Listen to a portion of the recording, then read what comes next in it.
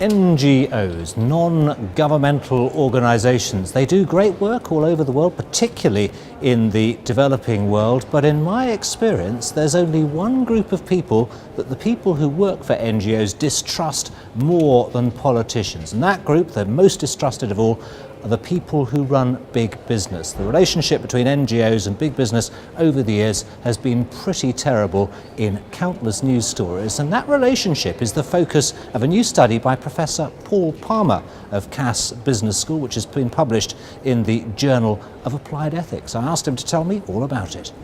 Well, the first named author, I'm only the second named author on this one, but the first named author is Dr. May Centendini, who's now at the University of Hull, previously at Brunel, and ourselves worked together. And there's two things that came out of it. First off, it's May's work very closely between an NGO called Earthwatch and Rio Tinto Zinc, RTZ, the mining company. And it's a longitudinal study where she observed their relationships over a number of years, and then I helped contribute in relation to more sort of practical implications that we came.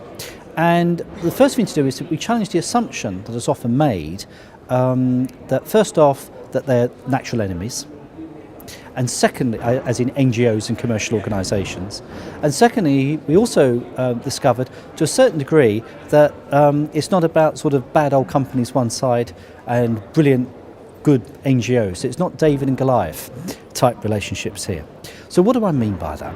Well, two things. First off, what the case study showed was that actually, as long as both organisations understand and know where they're both coming from, then actually you can construct a worthwhile partnership between what you would otherwise would imagine to be protagonists. That doesn't necessarily mean they're both getting into bed with each other or, you know, having a happy relationship, but it does mean a mutual respect relationship. And what became very clear was that the relationship has to work both ways. So it wasn't just a simple matter of RTZ giving Earthwatch some money. It was also the fact that Earthwatch worked with RTZ on its processes, on its corporate social responsibility, and on providing, if you like, a critical friend in some of its activities. So that's my first starting point.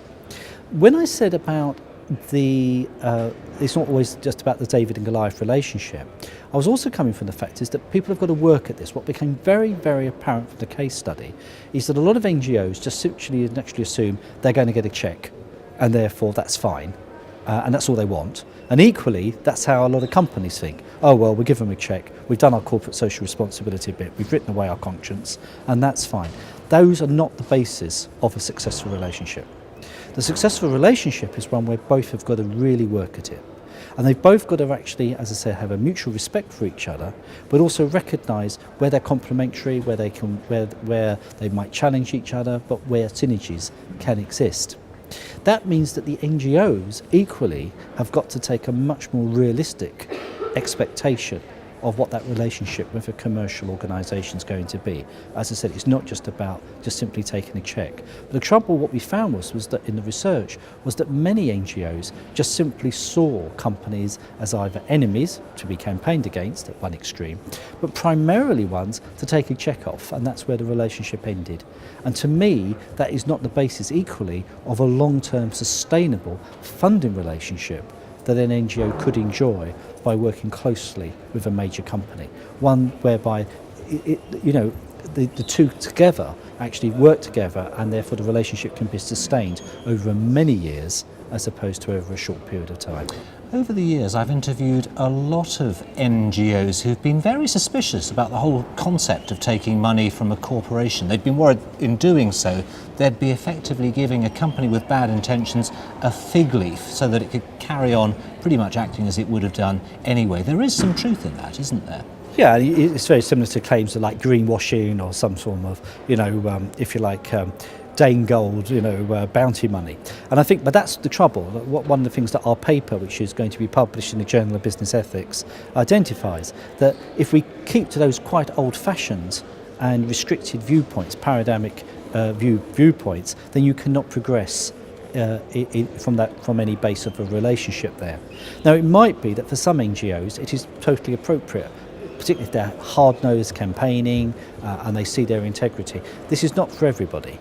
But for NGOs, for example, that might be working, for example, in sustainable farming, sustainable mining issues, fishing issues or whatever, right? There could be very clear reasons why they would want to work with a responsible NGO. And equally, why a responsible NGO, understanding the role of business in society, right, would equally want to work with. But it's got to be one that's based on a mutuality of respect and partnership. So can you give me an example where a company and an NGO have worked together successfully? Yeah, well, for example, if we were to take, say, for example, something like carbon emission, carbon trading, or an output, or, for example, an impact if we think of, say, sinking a mine in a rural area and the impact that would have on the local community.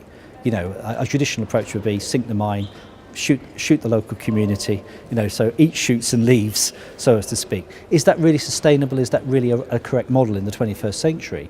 And would the shareholders of that company in a Western country be happy with that company operating in such a way, or even the employees of that company operating in such a way?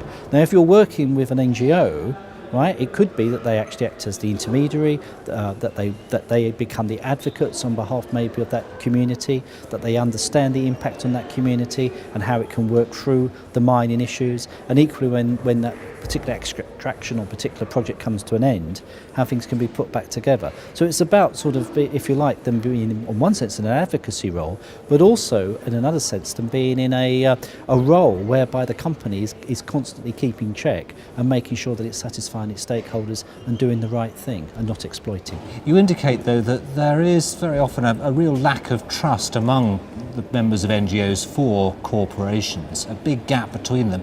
How can that gap be bridged? What are the first steps? Well, bluntly, you could come and do the NGO management course here at Cass Business School, where we cover many of those issues and invite people in and look at the roles of NGOs and whatever, and the managing of NGOs and the managing of those partnerships and relationships. You can also read May's book and our paper, which talks about that as well. So I think it is about NGOs equally opening their eyes and having a wider understanding of the world out there as well.